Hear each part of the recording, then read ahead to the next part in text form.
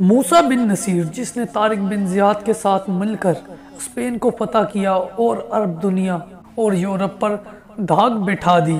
تاریخ شاہد ہے کہ مسلمان فاتحین کو جب بھی نقصان پہنچا تو اپنے ہی مسلمان حکمرانوں کے غلط فیصلے، آپس کی چپکلشیں اور اقتدار و دولت کی لالچ میں ہی پہنچا۔ 715 عیسوی کا دور ہے کہ مکہ مکرمہ میں حج کا سیزن شروع ہو چکا ہے اور حجاج و زائرین کے قافلے چوک در چوک چلے آ رہے ہیں۔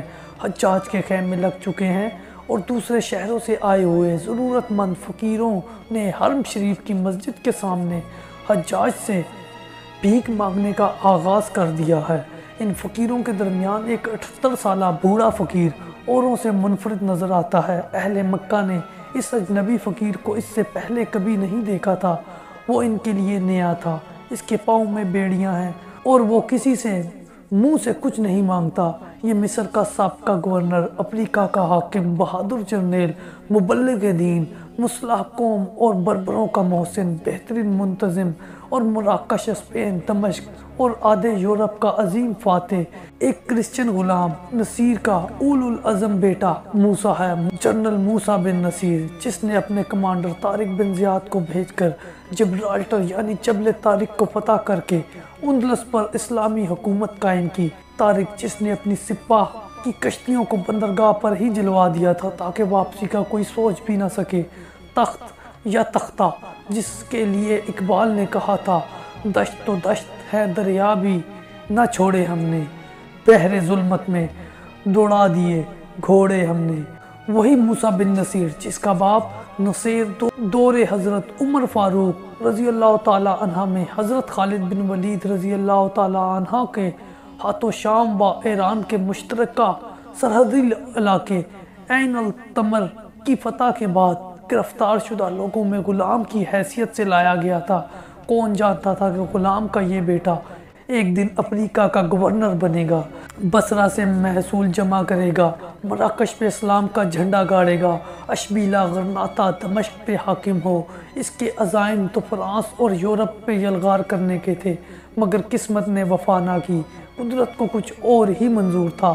آج وہی موسیٰ بن نصیر اس بڑھاپے میں خانہ خدا کے سامنے بھیک مانگنے پر مجبور تھا۔ وہ ایک قیدی تھا، ایک کنگلا کلاش اور مفلس انسان جو نان شبینہ کو ترس رہا تھا، مگر اس کی زبان پر اب بھی چپ کی مہر لگی تھی کیونکہ اس کی ریکی کی جا رہی تھی۔ وہ کوئی عام آدمی نہیں تھا۔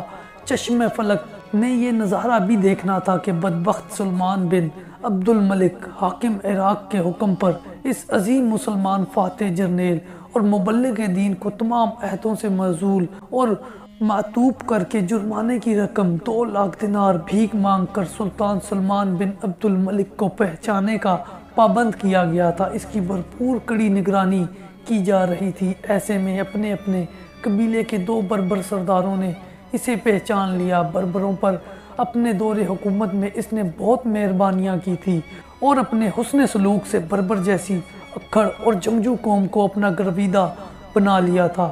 بربروں پر اس کے احسانات تھے۔ وہ دونوں بربر سردار چپکے سے موسیٰ کے قریب آئے اور اس کو پہچان کر کان میں سرگوشی کر کے موسیٰ کو اپنے بھرپور تعاون کا یقین دلایا اور اپنی وفاداری کا دم بھرا۔ جواب میں اس بزرگ درویش کی داڑھی آنسوؤں سے تر ہو گئی اور آنکھیں بھیگی رہ گئی۔ اسی اثنا میں دونوں سرداروں کو سلمان کے محافظوں نے جکڑ لیا۔ اس کہانی میں بہت سے اکابرین و مشاہیرین عالم کے نام آپ کو ملیں گے، تاریخ میں جن کے خاطر خواہ حصہ ہے۔ ذرا تاریخ کی ستم ظریفی تو دیکھیے، تاریخ کی سفاک شقی القلبی تو دیکھیے، تاریخ کا جبر تو دیکھیے۔ وہ وقت کا ظالم دیکھیے کہ مفتوحہ ممالک سے مال غنیمت اور بیش قیمتی تحائف و زر و جوہر سے بھری ہوئی 200 گھوڑا گاڑیاں، بیما سونے کا ایک تخت جو روایتاً حضرت سلمان علیہ السلام سے منسوب تھا، حاصل کرنے والا جرنیل موسیٰ بن نصیر آج مکہ کے بازاروں میں قیدی بن کر بھیک مانگنے پر مجبور تھا، صرف اس جرم کی پاداش میں کہ وفادار جرنیل نے یہ سب مال و اسباب اور عرب، یورپ، اندلسیہ وغیرہ کی فتح کی خوشخبری اپنے محسن مربی خلیفہ ولید بن عبد الملک کو پیش کر دی تھی، اور اس سلسلے میں وہ ولید کے سازشی لالچی بھائی سلمان بن عبد الملک کے دباؤ میں ہرگز نہیں آیا تھا، نہ ہی سارا مال اسباب اور زر و جواہر سلمان تک پہنچنے دیے۔ وقت نے جلد ہی پلٹا کھایا۔ خلیفہ ولید شدید علالت کے بعد جب عازم ملک اجل ہوا تو اس کے بھائی سلمان نے ولید کے بیٹے کو تخت پر بٹھانے کے بجائے مسند خلافت پر زبردستی قبضہ کر لیا اور کایا پلٹتے ہی سب سے پہلے مال غنیمت وغیرہ پر قبضہ کر کے افریقہ کے گورنر بہادر جرنیل موسیٰ کو معزول کر کے معطوب کر دیا اور 2 لاکھ دینار کا تاوان بطور جرمانہ اس پر لاگو کر کے اس سے بھیک منگوائی گئی۔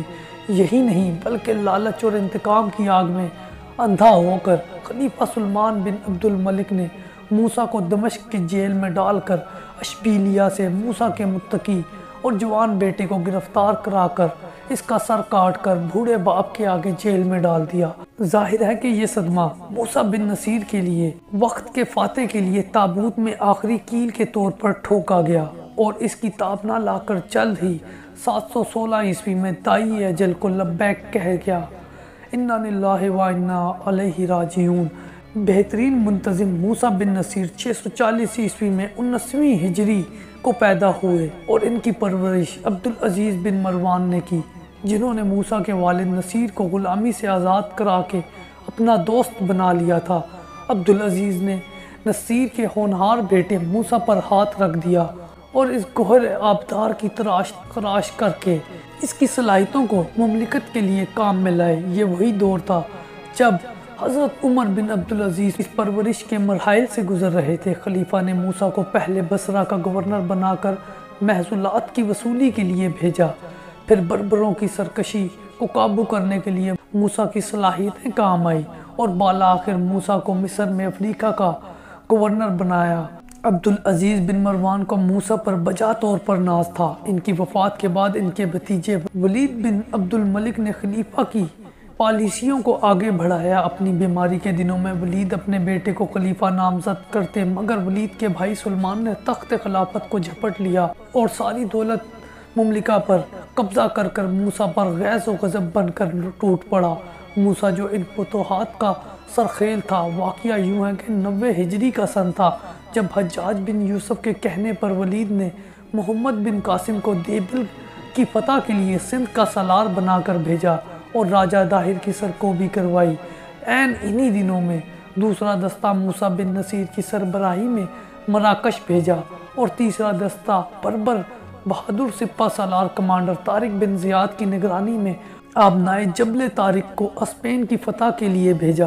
یہ اسپین کا معاملہ بھی کچھ یوں تھا کہ راڈک اور اس کے صوبیدار جرنیل کاؤنٹ جولین کے مابین بہت عرصے سے چشمک جاری تھی اور کاؤنٹ جولین کی بیٹی کو راڈک نے زبردستی یرغمال بنا لیا تھا۔ چنانچہ کاؤنٹ جولین نے موسیٰ کو اندلس پر حملے کی پیشکش کی اور موسیٰ نے اپنے کمانڈر طارق بن زیاد کو پہلے آگے بھیجا اور دوسرے راستے سے خود فوجیں لے کر آبنائے جبرالٹر پر حملہ کر دیا۔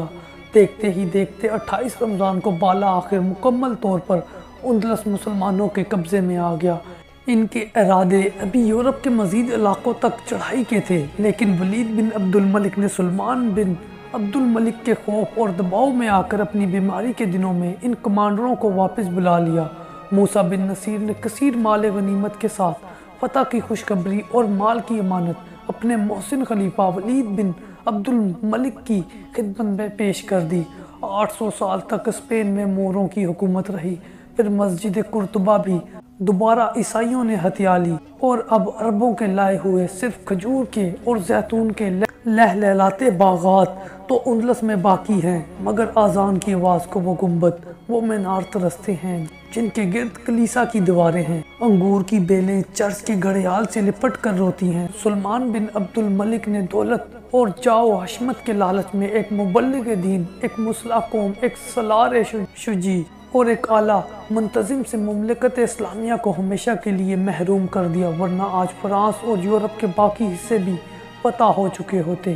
سچ ہے دنیا کی ہوس اقتدار کا گھن ہے اور مال و خزانے کی لالچ اور عیاشی کی زندگی جس کسی حاکم وقت میں آئی، اس نے اپنے ہی لوگوں کو رستے سے ہٹایا، نہ صرف اپنی ہی آخرت خراب کری بلکہ قوم کا مستقبل داؤ پر لگا کر تاریخ کے ورق پر بدنما داغ بن کر ابھرا۔ افسوس مسلمانوں کی سنہری تاریخ کے ورق پہ بھی ایسے کئی دھبے نمایاں ہیں